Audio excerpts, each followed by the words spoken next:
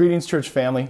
It's time for an update. There are fast-changing developments taking place in the country and in our state, and I wanted to give you an update as to how we're going to continue to function as a church during the coming days.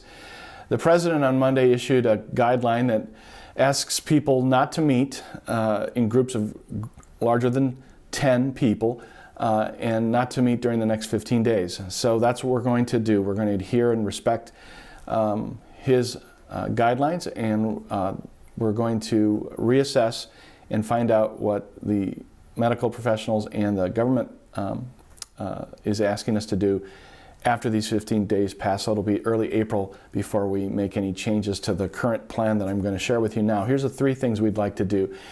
Instead of meeting in life groups or in meeting on Sunday mornings, we're going to stay connected by just calling one another, emailing each other, looking out for one another, or asking how we're doing by just making sure we're staying connected through other means other than physically being present. We're also going to connect on Sunday mornings through live streaming or recordings, depending on how things go. We'll see how it goes. But this Sunday we're planning to live stream the sermon, and we're going to start a new series, Questions That Jesus Asks Us. I'm excited about sharing this series, even though it's going to be a very different experience sharing it via live streaming.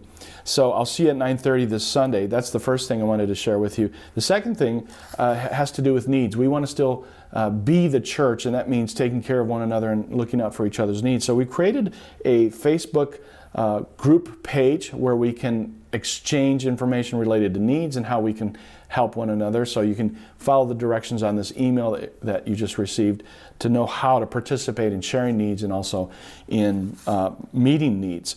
I've asked the life group leaders and our elders to reach out to you. So life group leaders are going to, in the coming days, connect with those members of their groups, and elders are going to be connecting with members of their flocks to see how you're doing, ask if there's anything that's going on in your life that you could use some help with, whether it's watching children, whether you're missing out on hours and losing out on pay and finding yourself financially in a crunch. Let us know. We want to know. We have a Love in Motion fund. It's being funded by your giving in the past, and we have $1,000 there, plus another $2,000 that was given as a matching grant from one of our families whose employer offered a matching grant. So we have $3,000, and I hope that as people continue to give and participate in the life of the church by their giving, that we'll have funds available if we need to. We also even ordered a large amount of toilet paper in order to make it available for you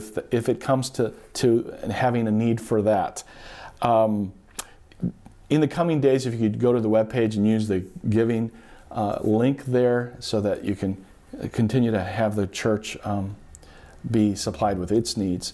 The third thing I wanted to talk about is prayer. If you'd please pray for and be faithful in prayer for the members of our church. Specifically, there's a couple families who have self-isolated because either they've been in areas where there has been high infection rates, or they've been in contact with people who've been confirmed as having the virus. And so pray for those people specifically for their health. And let's just be faithful in being connected through prayer and through the virtual means. Don't ever forget the promise of God, who tells us that nothing can separate us from His love. Nothing can separate us.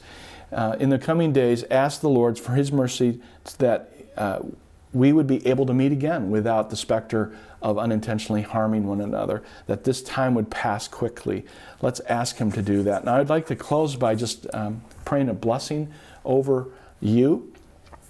This is something I came across on Facebook that was crafted specifically for this time of difficulty in our nation's life. So let me ask the Lord to give us the grace that we need. May we, who are merely inconvenienced, remember those whose lives are at stake at this time. May we, who have no risk factors, remember those who are most vulnerable. May we, who have the luxury of working remotely, remember those who must choose between preserving their health and fulfilling their responsibility to earn a paycheck for their families. May we, who have the flexibility to care for our children when schools close, remember those who have no options. May we, who are losing money in the market, remember those who live paycheck to paycheck. May we, who settle in for self-isolation at home, Remember those who are on the front lines, like the medical professionals that are part of our church family. And as fear grips our country, let us choose faith, hope, and love. Lord, give us the grace to do that. And during this time when we cannot physically wrap our arms around each other, let us find ways to be the loving embrace of Jesus to one another and to our neighbors. Cornerstone family, God bless you. Be well, be safe, and see you on Sunday at 9:30 for a live streaming message from God's Word. I love you, I appreciate you, and looking forward to being all together again very soon, because this too will pass. God bless you.